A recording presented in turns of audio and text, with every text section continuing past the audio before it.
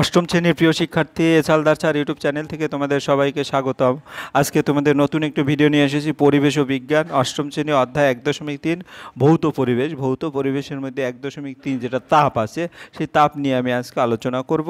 আর তোমার বইয়ের 29 পৃষ্ঠা থেকে 45 পৃষ্ঠা পর্যন্ত বইয়ের সাজেশন সহ সম্পূর্ণ অধ্যায় দেখাবো এবং এই অধ্যায়ে যত রকমের গাণিতিক সূত্র আছে আমি আলাদা করে গাণিতিক সূত্রগুলো দিয়ে দিয়েছি এবং প্রতিটা অঙ্কই আমি সমাধান সহ তোমাদের এখানে দেখানো হবে। বই বিশ্লেষণ করব পৃষ্ঠা বাই পৃষ্ঠা, সকল ছক সমাধান, সঠিক উত্তরটি নির্বাচন করুন, এমসিকিউ যেটা বলে সত্য মিথ্যা নির্বাচন করুন, তারপরে স্তম্ভ মেলাও, শূন্যস্থান পূরণ, একটি বা দুটি শব্দ উত্তর, 5-6টি বাক্য উত্তর এবং 12টি গাণিতিক সমস্যা। আশা করি 100% কমন তোমরা পাবেই এই অধ্যায়ের যতটুকু টুকিটাকি যেটা দিয়েছি। কাজে তোমরা ভিডিওটি স্কিপ না করে পুরোপুরি দেখবে। আর তোমরা যারা এখনও আমার এই চ্যানেলটিকে সাবস্ক্রাইব করোনি তারা এখন এই চ্যানেলটিকে সাবস্ক্রাইব করে বেল আইকনটি প্রেস করে দাও। তোমাদের যে সিলেবাস আছে সেই সিলেবাস যদি একটু দেখো, তোমাদের এখানে ভৌত পরিবেশ 1.3 তোমাদের কিন্তু এখানে 5 মার্ক করে দেওয়া আছে, কিন্তু না, এবারে 10 মার্ক করে থাকবে। টোটাল 50 মার্কের প্রশ্ন হবে। তাই প্রথম টপিক্সে, দ্বিতীয় টপিক্সেও 10 মার্ক, তৃতীয় টপিক্সে এখানে টোটাল যতগুলি টপিক্স আছে প্রতিটা থেকেই 5 না করে 10 করে প্রশ্ন হবে। যাই হোক, এরপরে বইয়ের টপিক্স কী আছে, তাপের পরিমাপ ও একক। তোমরা যখন এই ভিডিওটি দেখবে অবশ্যই তোমরা বইটা খুলে তারপর বইয়ের টপিক্সের সাথে মিলাবে। 2 নম্বরে অবস্থার পরিবর্তন ও লিন তাপের ধারণা, 3 নম্বরে গলনে ও কঠিনীভবনে আয়তনের পরিবর্তন এবং 4 নম্বরে বাষ্পীভবন, 5 নম্বরে স্ফুটন, 6 নম্বরে ঘনীভবন এবং 7 নম্বর হচ্ছে তাপের প্রবাহ যেটা পরিবহন, পরিচলন, বিকিরণ, আর 8 নম্বরে তাপের পরিচলন এবং পরিচলন স্রোত, বিকিরণ এবং 9 নম্বরে সর্বশেষ থার্মোফ্লাক্স। আমাদের বইয়ে এভাবেই কিন্তু টপিকসগুলি দেওয়া আছে এবং প্রয়োজনীয় গাণিতিক সূত্র, যে দুটি সূত্রের উপর ভিত্তি করে তোমাদের এই বইয়ে অঙ্ক আছে সেই দুটি সূত্র হচ্ছে কি, বস্তুর আপেক্ষিক তাপ এস এককটা ক্যালোরি গ্রাম পার ডিগ্রি সেলসিয়াস, প্রয়োজনীয় তাপ এস এককটা ক্যালোরি, বস্তুর ভর এম এককটা গ্রাম এবং উষ্ণতা বৃদ্ধি টি একক হচ্ছে ডিগ্রি সেলসিয়াস। তাহলে প্রয়োজনীয় তাপ এস সমান এম এস টি, অর্থাৎ এম গুণন এস গুণন টি অথবা এম এস টি, এটা সূত্রটা মনে রাখবে। আর সেলসিয়াস ফারেনহাইট ও কেলভিন স্কেলের মধ্যে যে সম্পর্ক C/5 F-32/9 ইকুয়াল K-273/5, অর্থাৎ ফারেনহাইট কেলভিনও আছে। ঠিক আছে, যাই হোক, এবার আমরা সরাসরি 1 নম্বর যে টপিক তাপের পরিমাপ ও একক, তোমাদের বইয়েও খুলে তোমরা দেখতে পাবে। কোনো বস্তু দ্বারা গৃহীত বা বর্জ্য তাপ কোন কোন বিষয়ের উপর নির্ভর করে। কোনো বস্তু দ্বারা গৃহীত বা বর্জ্য তাপ 3টি বিষয়ের উপর নির্ভর করে। হ্যাঁ, 1 হচ্ছে বস্তুর উষ্ণতা বৃদ্ধির পরিমাণ, 2 হচ্ছে বস্তুর ভর এবং 3 হচ্ছে বস্তুর উপাদান। কারণ আমরা এই সমান এমএসটি সেখান থেকেই বুঝতে পারি। সিজিএস পদ্ধতিতে তাপের একক কি? সিজিএস পদ্ধতিতে তাপের একক হচ্ছে ক্যালোরি। ক্যালোরি। এরপরে যদি আমরা বলি 1 ক্যালোরি, 3 নম্বর 1 ক্যালোরি এর সংজ্ঞা দাও।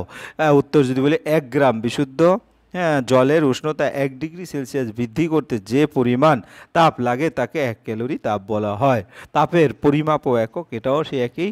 তারপরে 25 ডিগ্রি সেলসিয়াস উষ্ণতায় 60 গ্রাম জলের উষ্ণতা 50 ডিগ্রি সেলসিয়াস করতে কতটা তাপের প্রয়োজন হবে। আমরা জানি কিউ, এখানে কিউ এইচও হতে পারে, আমরা কিন্তু এইচ দিয়ে ক্যালকুলেশনটা করেছি। এখানে এইচও দিতে পারো, কিউ তাপ দ্বারা প্রকাশ করা, এইচও তাপ দিয়ে প্রকাশ করা। এম গুণন এস গুণন টি, যেখানে কিউ হচ্ছে গৃহীত তাপ, এম হচ্ছে বস্তুর ভর, এস হচ্ছে জলের আপেক্ষিক তাপ, টি হচ্ছে উষ্ণতা বৃদ্ধির পরিমাণ। অর্থাৎ কিউর মানটা হবে তাহলে এম হচ্ছে 60, হ্যাঁ, এস হচ্ছে 1 এবং পার্থক্য 50 থেকে 25, তাহলে উত্তরটা কত হবে? 1500 ক্যালোরি। উত্তর 1500 ক্যালোরি তাপ লাগবে। এরপর 5 নম্বরের প্রশ্ন, আপেক্ষিক তাপ কাকে বলে, এর একক কি? একক ভরের পদার্থের উষ্ণতা এক পরিমাণ বৃদ্ধি করতে যে পরিমাণ তাপ লাগে তাকে এক আপেক্ষিক তাপ বলে। সিজিএস পদ্ধতিতে আপেক্ষিক তাপের একক হলো calorie per gram degree Celsius এবং এসআই পদ্ধতিতে আপেক্ষিক তাপের একক হচ্ছে joule per kg per kelvin. অবস্থার পরিবর্তন 2 নম্বরের টপিক্স, অবস্থার পরিবর্তন ও লিন তাপের ধারণা। বরফের গলনাঙ্ক হিমাঙ্ক, বরফের গলনাঙ্ক হচ্ছে 0 ডিগ্রি সেলসিয়াস এবং হিমাঙ্ক হচ্ছে তোমার 0 ডিগ্রি সেলসিয়াসে। নির্দিষ্ট গলনাঙ্ক বা হিমাঙ্ক থাকে না এমন পদার্থের উদাহরণ দাও। কাঁচ, মাখন, চর্বি, মোম এবং পিস ইত্যাদি পদার্থের নির্দিষ্ট কোনো গলনাঙ্ক বা হিমাঙ্ক থাকে না। ঢালাই লোহার গলনাঙ্ক কত? ঢালাই লোহার গলনাঙ্ক প্রায় 1200 ডিগ্রি সেলসিয়াস। তারপরে গলনে এবং কঠিনে ভবনে আয়তনের পরিবর্তন। 3 নম্বর টপিক, কঠিন থেকে তরলে পরিণত করলে মোমের ঘনত্ব বাড়ে না কমে? আসলে মোমের ঘনত্ব কমে যায়। তারপরে জল হ্যাঁ, বরফে পরিণত হলে আয়তনে বাড়ে না কমে? আসলে আয়তনে বেড়ে যায়। তারপর বরফ থেকে জলে পরিণত হলে ঘনত্ব বাড়ে না কমে? বরফ থেকে জলে পরিণত হলে ঘনত্ব বেড়ে যায়। জল বরফে পরিণত হলে আয়তন বাড়ে। এই ঘটনার সুবিধা অসুবিধাগুলো লেখো। শীতপ্রধান দেশে মোটরে রেডিয়েটর থেকে থাকা জল বরফে পরিণত হয়ে আয়তন বেড়ে যায়। অনেক ক্ষেত্রে এই পাইপ ফেটে যায়। শীতের দেশে বাড়ির, হ্যাঁ, এটা অসুবিধা আর কি, জল সরবরাহ পাইপলাইনগুলো কখনো কখনো ফেটে যায়। শীতপ্রধান দেশে পাথরের মাঝখানে থাকার জল বরফে পরিণত হলে আয়তন বেড়ে যায় এবং অনেক সময় পাথর ফেটে যায়। 10 নামে গলনে কঠিনীভবন আয়তনের পরিবর্তনের মধ্যে সুবিধা যেটা, বরফের ঘরে তো জলের তুলনায় কম, এই কারণে, হ্যাঁ, বরফ জলের উপর ভেসে থাকে। বরফ তলায় জল থাকায় সামুদ্রিক প্রাণীরা বেঁচে থাকতে পারে। তরল থেকে কোচিংয়ে পরিণত হলে আয়তনে বেড়ে যায় বা ঘনত্ব কমে যায় এমন পদার্থের উদাহরণ দাও। জল, ঢালাই লোহা, পিতল ইত্যাদি। বরফের ক্ষেত্রে চাপ বাড়লে গলনাঙ্কে কী পরিবর্তন হয়? চাপ বাড়লে গলনাঙ্ক কমে যায়। গলনাঙ্কের উপর চাপের প্রভাব কীরূপ? তাহলে যেসব পদার্থের গলনের পর আয়তন কমে যায় সেই সব পদার্থের ক্ষেত্রে চাপ বাড়লে গলনাঙ্ক কমে যায়, যেমন বরফ, ঢালাই লোহা, পিতল ইত্যাদি। যেসব পদার্থের গলনের পর আয়তন বেড়ে যায় সেই সব পদার্থের ক্ষেত্রে চাপ বাড়লে গলনাঙ্ক বেড়ে যায়, যেমন সীসা, অ্যালুমিনিয়াম ইত্যাদি। এরপর এক বায়ুমণ্ডলের চাপ বলতে কী বোঝায়? ইংরেজিতে যাকে বলে এক অ্যাটমসফিয়ার প্রেশার। হ্যাঁ, এক অ্যাটমসফিয়ার প্রেশার বাড়ালে মোমের গলনের কী পরিবর্তন হয়? মোমের গলনাঙ্ক প্রায় 0.04 ডিগ্রি সেলসিয়াস বেড়ে যায়। শূন্যস্থান পূরণ করে। ফিউজ তারের গলনাঙ্ক খুব কম হয়। কোন কোন ধাতু মিশিয়ে ফিউজ তার তৈরি করা হয়? সীসা এবং টিন মিশিয়ে ফিউজ তার তৈরি করা হয়। ফিউজ তারের গলনাঙ্ক খুব কম হয় কেন? বা বৈদ্যুতিক লাইনে ফিউজ তার ব্যবহার করা হয় কেন? ফিউজ তার সীসা ও মিশিয়ে তৈরি করা হয়। তাহলে ফিউজ তারের, হ্যাঁ, গলনাঙ্ক খুব কম হয়। গলনাঙ্ক কম হওয়ার জন্য প্রয়োজনের তুলনায় বেশি তড়িৎ প্রবাহিত হলে ফিউজ উত্তপ্ত হয়ে গলে যায় এবং বিদ্যুৎ বিচ্ছিন্ন হয়ে যায়। এর ফলে দামি বৈদ্যুতিক যন্ত্রপাতিগুলো নষ্ট হওয়ার হাত থেকে বেঁচে যায়। হিমমিশ্রণ কাকে বলে? নির্দিষ্ট ভরের অনুপাত, হ্যাঁ, বরফ ও নুনের মিশ্রণকে হিমমিশ্রণ বলা হয়। হিমমিশ্রণের ব্যবহার লেখো। হ্যাঁ, হিমমিশ্রণ মাছ মাংস সংরক্ষণ, ঔষধ ঠান্ডা রাখা ইত্যাদি কাজে ব্যবহার করা হয়। মাছ মাংস সংরক্ষণে কোন মিশ্রণ ব্যবহার করা হয়? মাছ মাংস সংরক্ষণে হিমমিশ্রণ ব্যবহার করা হয়। লিন তাপ কাকে বলে? যে তাপ একক ভরের পদার্থের অবস্থার পরিবর্তন ঘটায় কিন্তু উষ্ণতার কোনো পরিবর্তন ঘটায় না তাকে লিন তাপ বলে। বরফ গলনে লিন তাপ কত? বরফ গলনে লিন তাপ 80 ক্যালোরি পার গ্রাম।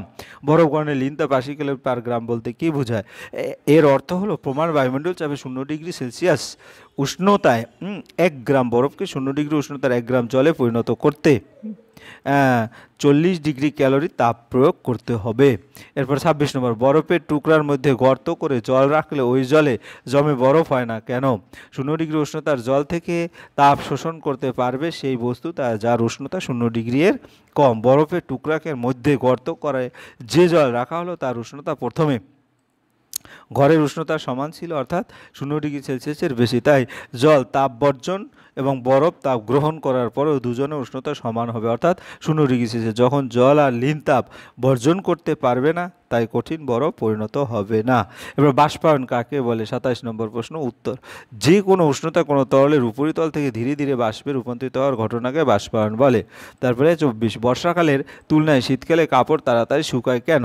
হ্যাঁ, বর্ষাকালের তুলনায় শীতকালে বাতাসে জলীয়বাষ্পের পরিমাণ কম থাকে, তাই শীতকালে ভিজে জামা কাপড় থেকে তাড়াতাড়ি জল বা বাষ্পীভূত হয়ে যায়, ফলে শীতকালে ভিজা জামা কাপড় তাড়াতাড়ি শুকায়। বাষ্পায়নের হার কী কী বিষয়ের উপর নির্ভর করে? 29 নম্বর প্রশ্ন। বাষ্পায়নের হার নিম্নলিখিত বিষয়ের উপর নির্ভর করে: তরলের উপরিতলের ক্ষেত্রফল, তরলের উষ্ণতা, তরলের উপর বায়ু চলাচলের হার এবং তরলের প্রকৃতি। এরপর আমরা গরমকালে ঘামে ভেজা শরীর হাওয়া সামনে দাঁড়ালে আরাম লাগে কেন? হ্যাঁ, এটা 30 নম্বর। ঘামে ভেজা শরীর হাওয়ার সামনে দাঁড়ালে ঘামের জলীয় অংশ দেহ থেকে লিন তাপ গ্রহণ করে এবং বাষ্পীভূত হয়ে দেহের উষ্ণতা হ্রাস পায়, দেহে শীতলতা অনুভূত হয়, তাই আরাম লাগে। হাতে স্পিরিট বা ইথার ঢাললে ঠান্ডা বোধ হয় কেন? হাতে স্পিরিট বা ইথার ঢাললে ওই স্পিরিট বা ইথার হাতের ত্বক থেকে লিন তাপ সংগ্রহ করে এবং দ্রুত বাষ্পীভূত হয়। লিন তাপ সংগ্রহের ফলে হাতের তাপমাত্রা কমে যায় এবং হাতের শীতলতা অনুভব হয়। এরপরে গ্রীষ্মকালে কুকুর জিভ বের করে হাঁপায় কেন?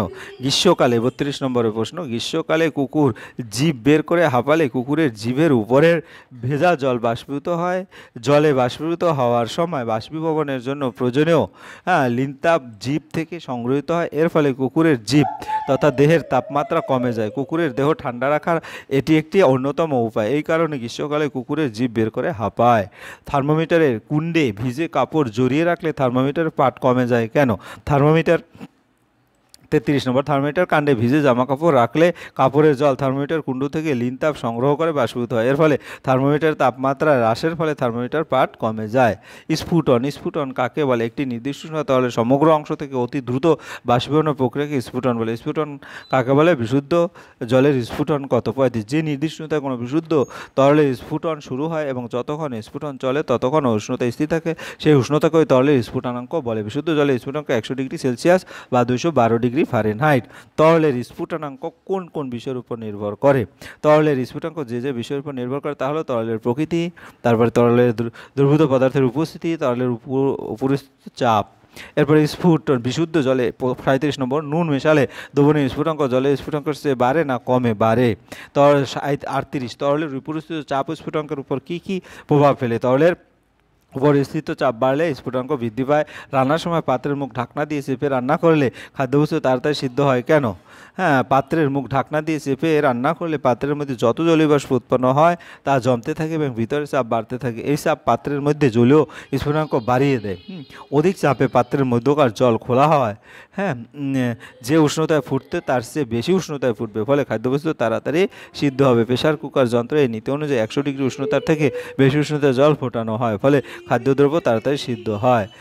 তারপরে 40 নম্বর, জলীয় বাষ্পের লিন তাপ কত? জলীয় বাষ্পের লিন তাপ বা বাষ্পীভবনের লিন তাপ, জলীয় বাষ্পের লিন তাপ 537, এগুলি মুখস্থ রাখবে কিন্তু।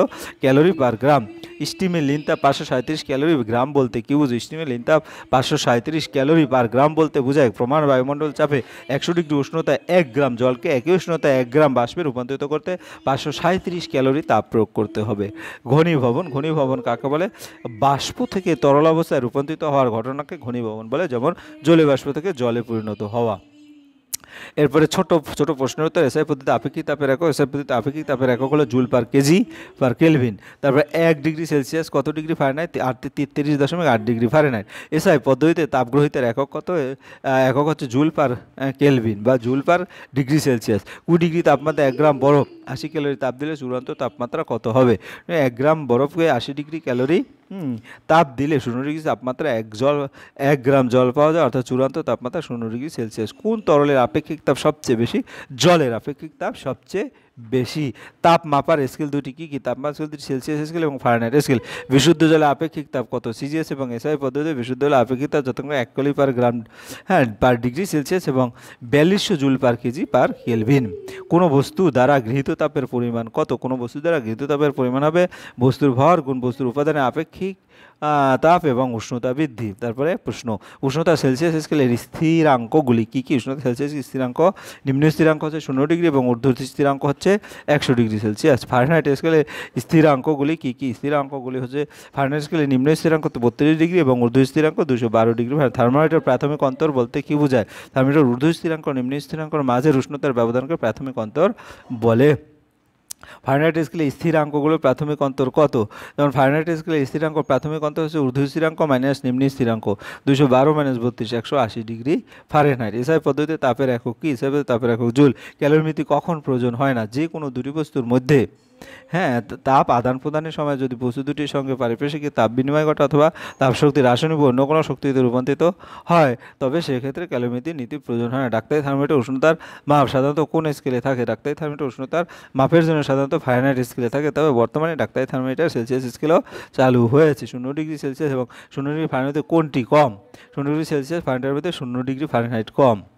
এরপরে লোহার আপেক্ষিক তাপ 462 joule per kg per kelvin বলতে কী বোঝায়? লোহার আপেক্ষিক তাপ 462 জুল পার কেজি কেলভিন বলতে বোঝায় যে 1 কেজি লোহার উষ্ণতা 1 কেলভিন বা 1 ডিগ্রি সেলসিয়াস বাড়াতে 462 জুল তাপশক্তির প্রয়োজন। সেলসিয়াস, ফারেনহাইট ও কেলভিন স্কেলের মধ্যে সম্পর্ক। কোনো তাপমাত্রা সেলসিয়াস থার্মোমিটার সি এবং ফারেনহাইট থার্মোমিটার এফ এবং কেলভিন থার্মোমিটার কে হলে এদের মধ্যে সম্পর্ক C/5 A-32/9 ইকুয়াল K - 273/5।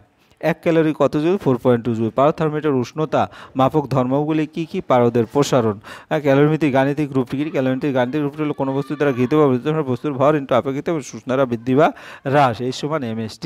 হ্যাঁ, সূর্য থেকে কোন পদ্ধতিতে তাপ পৃথিবীতে সঞ্চারিত? সূর্য থেকে বিকিরণ প্রণালীতে তাপ পৃথিবীতে সঞ্চারিত। এক খণ্ড তামার তাপগ্রহিতা 42 জুল পার কেলভিন বলতে কি বোঝায়? এক খণ্ড তামার তাপগ্রহিতা 42 জুল পার কেলভিন বলতে বোঝায় যে ওই তামাখণ্ডের উষ্ণতা 1 কেলভিন বাড়াতে 42 জুল তাপ সঞ্চালনের বিভিন্ন পদ্ধতিগুলি কি কি? পরিবহন, পরিচালন ও বিকিরণ। হ্যাঁ, আপেক্ষিক তাপের একক হলো ক্যালোরি পার ডিগ্রি। কোনটি উত্তর? উত্তর হবে ক্যালোরি পার ডিগ্রি পার গ্রাম পার ডিগ্রি সেলসিয়াস। যে পদার্থটি তাপের কুপরিবাহী সেটি হলো তোমার কাঠ। তারপরে সূর্য থেকে পৃথিবীতে তাপ আসে বিকিরণ পদ্ধতিতে। তারপরে পরিবহন পদ্ধতি তাপের প্রবাহিত হয় শুধুমাত্র কঠিন পদার্থের মধ্যে দিয়ে। কোন পদার্থের আপেক্ষিক তাপ সবচেয়ে বেশি? জল। হিমমিশ্র হলো বরফ ও নুনের মিশ্রণ। জলের বাষ্পীভবনে লীন তাপ কত? 537 ক্যালোরি পার গ্রাম। বস্তুর মোট তাপ কোন বিষয়ের উপর নির্ভর করে না? কোনোটিই নয়। তারপরে কোনটি গলনাঙ্ক হিমাঙ্ক সমান হয়? মোমের। ঠিক ভুল। হিরে তাপের কুপরিবাহী পদার্থ। ভুল। পরিবহন প্রক্রিয়া তাপ সঞ্চালন সময় মাধ্যমের কণার স্থানান্তরিত করে না। ঠিক। নুন মেশালে জলের স্ফুটনাঙ্ক কমে যায়। ভুল। বায়ু চলাচল করলে বাষ্পনের হার কমে যায়। ভুল। চাপ বাড়লে জলের স্ফুটনাঙ্ক বেড়ে যায়। ঠিক। শূন্যস্থান। সূর্য থেকে বিকিরণ পদ্ধতিতে তাপ পৃথিবীতে এসে পৌঁছায়। বরফ গলনে লীন তাপ 80 ক্যালোরি পার গ্রাম। আপেক্ষিক তাপের সিজিএস একক হচ্ছে ক্যালোরি পার গ্রাম পার ডিগ্রি সেলসিয়াস। বিকিরণ পদ্ধতিতে তাপের প্রবাহ মাধ্যমের প্রয়োজন হয় না। একটি বাক্যে উত্তর দেয়। একটি অধাতু পদার্থের উদাহরণ দেওয়া বা তাপের সুপরিবাহী গ্রাফাইট। বিকিরণ প্রক্রিয়া তাপ ক্ষয় আটকাতে থার্মোফ্লাক্সের সবচেয়ে দেয়াল কিসের তোমার প্রলেপ লাগানো? রূপোর প্রলেপ। ক্যালোরিমিতির মূলনীতি উষ্ণ বস্তু কর্তৃক বর্জিত তাপ সমান শীতল বস্তু কর্তৃক গৃহীত তাপ মাইনাস এই নীতি প্রযোজ্য হওয়ার জন্য একটি শর্ত উল্লেখ করো। বস্তুর সংস্থা ও পারিবেশিকের মধ্যে তাপের আদান প্রদান হবে না। হিমমিশ্র একটি ব্যবহার লিখো। মাছ মাংস সংরক্ষণের জন্য হিমমিশ্র ব্যবহার করা হয়। কখন তাপ দিলে বস্তুর উষ্ণতা বাড়ে না? তাপ প্রয়োগের ফলে যদি পদার্থের অবস্থার পরিবর্তন ঘটে তাহলে বস্তুর উষ্ণতার কোনো পরিবর্তন ঘটে না। তাপ প্রবাহের তিনটি পদ্ধতি কি কি? পরিবহন, পরিচালন এবং বিকিরণ। জলের বাষ্পীভবন লীন তাপ কত? 537 ক্যালোরি পার গ্রাম। থার্মোফ্লাক্সকে আবিষ্কার করেন ইংরেজ বিজ্ঞানী জেমস। তারপরে তাপের প্রবাহ 7 নম্বর যে টপিক্স পরিবহন, পরিচালন, বিকিরণ। তাপের পরিচালন শোধ, বিকিরণ এবং থার্মোফ্লাক্স। তাপ সঞ্চালন বিকিরণ পদ্ধতি বলতে কি বুঝো? যে প্রক্রিয়ায় তাপ উষ্ণ বস্তু থেকে অপেক্ষাকৃত কম উষ্ণ পরিমণ্ডলে ছড়িয়ে পড়ার জন্য কোনো মাধ্যমের প্রয়োজন হয় না তাকে বিকিরণ বলে। মাটির কলসি ঠান্ডা থাকে কেন? মাটির কলসির জন্য 2 নম্বরের প্রশ্ন যেটা, মাটির কলসির গায়ে অসংখ্য ক্ষুদ্র ক্ষুদ্র ছিদ্র থাকে। ওই ছিদ্রগুলো যদি দিয়ে সামান্য পরিমাণ জল কলসির বাইরে বেরিয়ে আসে তখন তার বাষ্পীভবন ঘটে, ফলে দরকার হয় লীন তাপের। ওই বেরিয়ে আসা জল তখন কলসি বা কলসির ভিতরে থাকা জল থেকে প্রয়োজনীয় তাপ লীন তাপ সংগ্রহ করে, ফলে কলসি ও কলসির জল তাপ হারিয়ে ঠান্ডা হয়ে পড়ে। কোন তরলের বাষ্পায়নের হার কোন কোন বিষয়ের উপর নির্ভর করে? তরলের বাষ্পায়নের হার যে বিষয়ের উপর নির্ভর করে। এক, ক, যদি তরলের উপরিতলের ক্ষেত্রফল বেশি হয় তবে বাষ্পায়ন দ্রুত হয়। তরলের উষ্ণতা বেশি হলে বাষ্পায়ন দ্রুত হয়। তরলের উপর বায়ু চলাচলের ব্যবস্থা থাকলে বাষ্পায়ন দ্রুত হয়। এবং 4 নম্বর, ঘ নম্বর হচ্ছে তরলের প্রকৃতি এবং প্রকৃতির উপর বাষ্পায়নের হার নির্ভর করে। যেমন স্পিরিট খুব তাড়াতাড়ি বাষ্পীভূত হয়। বিশুদ্ধ জল এবং লবণ মিশ্রিত জলের মধ্যে কোনটি স্ফুটনাঙ্ক বেশি? লবণ মিশ্রিত জলে স্ফুটনাঙ্ক বেশি হবে। তাপ সঞ্চালনের কোন পদ্ধতি পদার্থটি নিজের বা পদার্থের কণার কোনো সঞ্চারণ হয় না? পরিবহন পদ্ধতি। স্টিমের লীন তাপ 537 ক্যালোরি পার গ্রাম, এটা আমরা দেখিয়েছি। শীতকালে গায়ে কম্বল চাপ দিয়ে ঘুমালে আরাম লাগে কেন? কম্বল হলো তাপের কুপরিবাহী পদার্থ।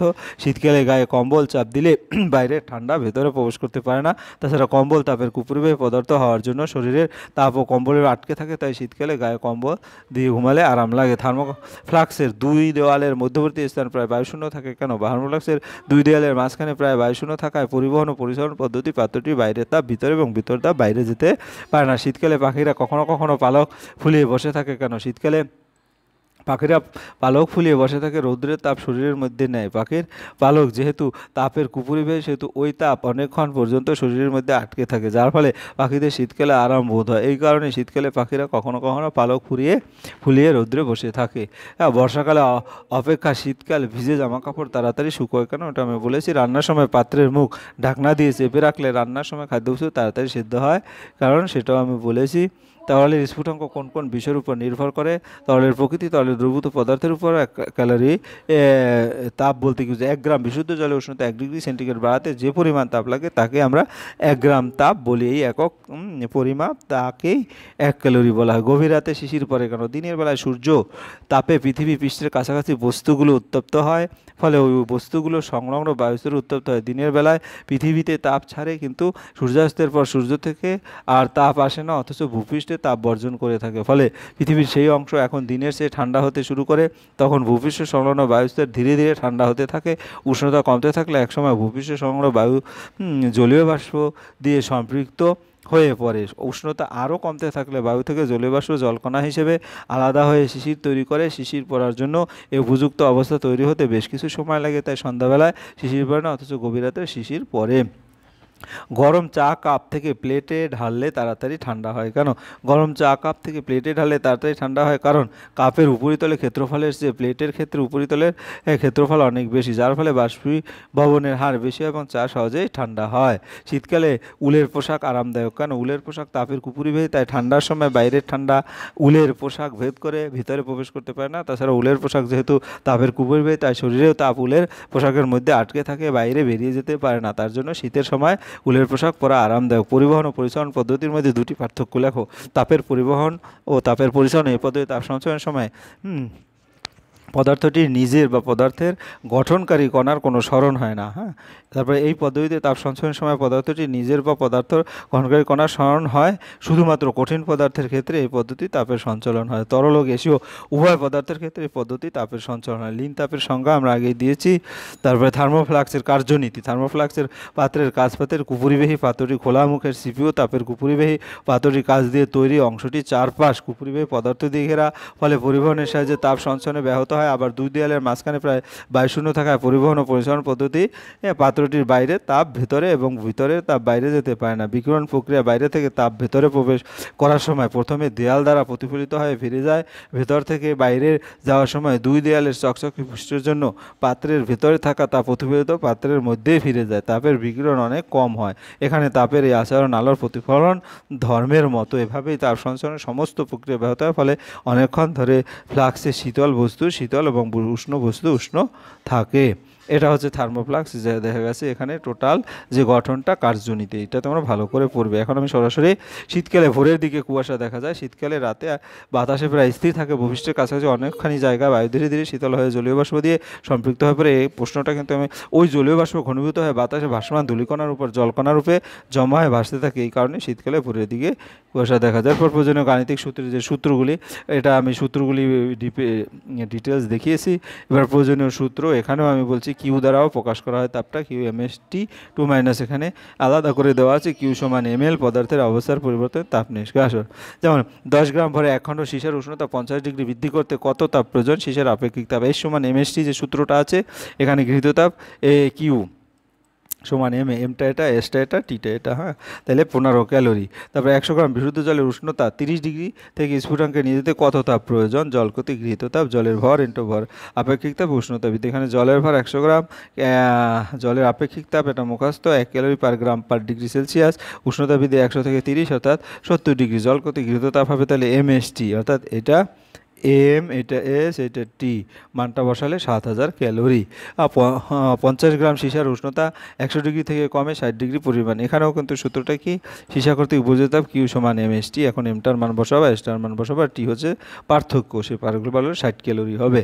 তারপরে 0 ডিগ্রি উষ্ণতায় 12 গ্রাম বরফকে গলিয়ে জলে পরিণত করতে কত তাপ লাগবে? গলিয়ে, অর্থাৎ কিউ সমান এমএল। এটা কিন্তু সূত্র কিউ সমান এমএল। তা এমটা হচ্ছে এখানে 12 গ্রাম, আর এলটা ল্যাটেন্ট হিট অফ কি তোমার আইস, তাই তো, সেটা হচ্ছে 80 ক্যালোরি পার গ্রাম। তাহলে এমএল, এম এর মান হচ্ছে তোমার 12 এবং এল এর মান হচ্ছে 80, তাহলে 8 12 96, 960 ক্যালোরি। তারপরে 5 নম্বর, এখানে কিন্তু সূত্রটা কি? এত গ্রাম উষ্ণতা 10 গ্রাম জলকে সম্পূর্ণ বাষ্পে পরিণত করতে কত তাপ লাগে? তাহলে 537 ক্যালোরি পার গ্রাম। তাহলে এমএসটি, এমএল, এখানে এম হচ্ছে কত? 10 গ্রাম, আর এল হচ্ছে 537 ক্যালোরি। তাহলে এটা গুণ করলে 5 3 7 0। এরপরে 0 ডিগ্রি উষ্ণতার 250 গ্রাম বরফকে 0 ডিগ্রি উষ্ণতায় সম্পূর্ণ জলে পরিণত করতে কত তাপ লাগবে? তো গরম 80, তো এখানে কি হলো? 0 ডিগ্রি উষ্ণতা 250 গ্রাম 0 ডিগ্রি উষ্ণতা, অর্থাৎ কিউ সমান এমএল। এমএল এমটা হচ্ছে 80 আর এলটা হচ্ছে এমটা হচ্ছে 250, এলটা হচ্ছে 80, অর্থাৎ 2000 ক্যালোরি হবে। একটি 50 গ্রাম ভরে পদার্থখণ্ডের উষ্ণতা 2 ডিগ্রি সেলসিয়াস বাড়াতে তাপ লাগবে। ওই পদার্থের আপেক্ষিক তাপ কত? কিউ সমান এমএসটি, সেখান থেকে এসটাকে আলাদা করবে, ঠিক আছে। যাই হোক, এবার 8 নম্বর, তামার আপেক্ষিক তাপ। তামার আপেক্ষিক তাপ। এভাবে করে আমাকে বের করতে হবে প্রয়োজনীয় তাপ এই সমান 126 ক্যালোরি। এরপরে 9 নম্বর, 1000 ক্যালোরি তাপ যোগ করে 5 গ্রাম জলের উষ্ণতা কত ডিগ্রি সেলসিয়াস বাড়াতে পারবে, অর্থাৎ এখানে টিটা বের করতে হবে 60 চেঞ্জ করে 20 ডিগ্রি সেলসিয়াস। তবে একটি 50 গ্রাম ভরে পদার্থের খণ্ডের উষ্ণতা 2 ডিগ্রি সেলসিয়াস বাড়াতে যেটা লাগবে সেটা হচ্ছে এই। এরপরে ফাইনালি যে C/F5 F-32/9, এটা তোমরা 9এও 7এও পড়েছো, কাজে এটা ভালো করে দেখবে এবং যে উষ্ণতায় সেলসিয়াস ও ফারেনহাইট স্কেলে পাঠ সমান হবে তা নির্ণয় করো এই অঙ্কটা। এরপরে তোমরা যাবে স্তম্ভ মিলকরণ, এটা স্তম্ভ মিলাবে, এই 2 নম্বরের স্তম্ভ, এই 3 নম্বরের স্তম্ভ, এগুলি ভালো করে মিলিয়ে উত্তরটা আমি দিয়ে দিয়েছি এবং পরিশেষে কিছু এমসিকিউ উত্তর, তোমরা এমসিকিউ আরও একটু ভালো প্রিপারেশনের জন্য এমসিকিউ দিয়ে দিয়েছি। এই হচ্ছে তোমাদের সমস্ত যে চ্যাপ্টার। আশা করি তোমরা যদি মনোযোগ সহকারে ভিডিওটি দেখো তাহলে এই চ্যাপ্টারের সমস্ত বিষয় তোমরা আয়ত্ত করতে পারবে। পরিশেষে বলবো, তোমরা যারা আমার চ্যানেলটি এখনও সাবস্ক্রাইব করো না, প্লিজ চ্যানেলটিকে সাবস্ক্রাইব করে বেল আইকনটি প্রেস করে দাও। ভিডিওটি দেখার জন্য অসংখ্য ধন্যবাদ। ভিডিওটি ভালো লাগলে লাইক কমেন্ট শেয়ার করতে ভুলো না। আজ এই পর্যন্তই, ধন্যবাদ।